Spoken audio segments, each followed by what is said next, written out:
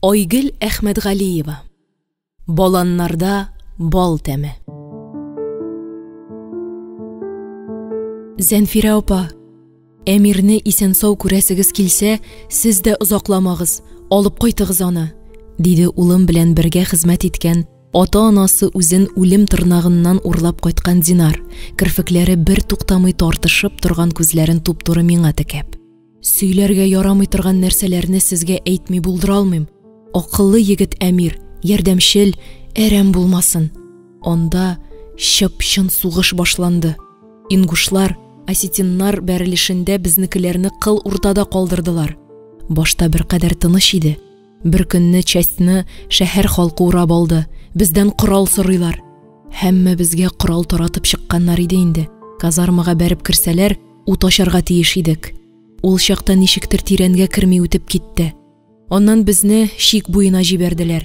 Безнең төркемдә 34 егет идек. Акыллыраклар шунда ук кача башлады. Тиз арада 22 кешегә калдык. Торырга бүлмәләр юк, окоп казыйбыз, шунда йоклыйбыз.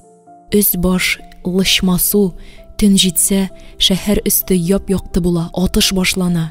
Яши генә башладык бит әле, Зәнфира апа. Кем белән ни өчен сугышканыңны да белмичә, мәгънәсез үлем белән үләсе килми. Динарның ярым пышылдап сөйләгәннәреннән мөгаен шул минутта ярты чәчем агаргандыр.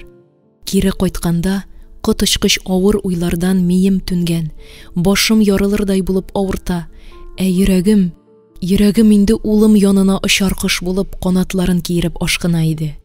Кемнәрдән никадәр бурычка акча җыюымны, әллә кемнәр алдына 100 суы түгеп баруымны онытырлык түгел.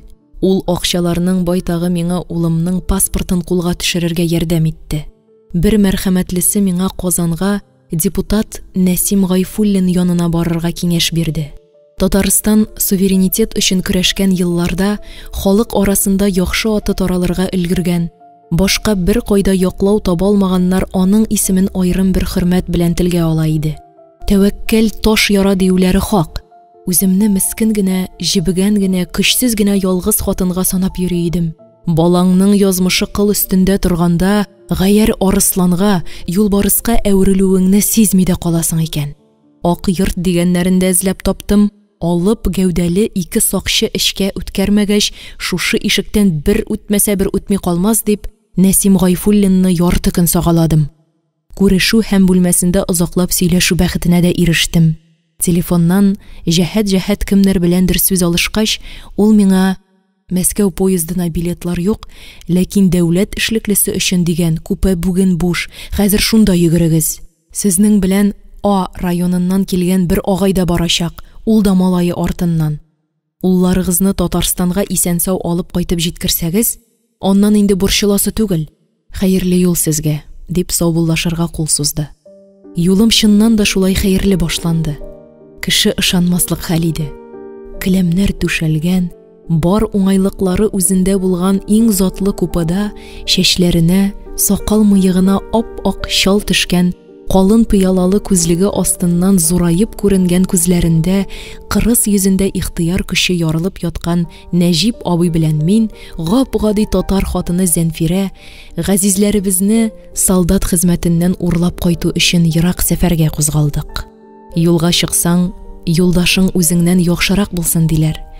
Бу минутларда минем өчен юлдашымның нинди җенестән булуы мөһим түгел иде.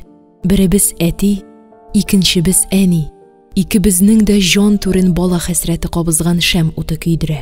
Казаннан Мәскәүгә, аннан Ростовка поезд белән баргач, автобуска утырып, Нальчик шәһәренә юл тоттык.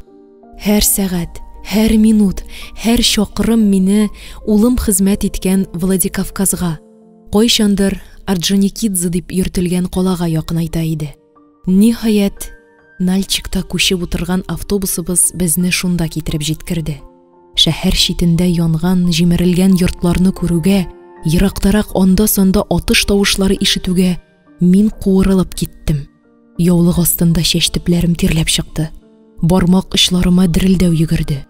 Әмиремә дигән күлмәк, чалбар, куртка, башлык ише киемнәрне асмалы кыңгырт сумкага тутырган идем. Нәҗип агай да улына дип киемнәр алган. Сумкаларны вокзалда саклау камерасына тапшырдык та, шәһәр уртасындагы хәрби частьны эзләп киттек.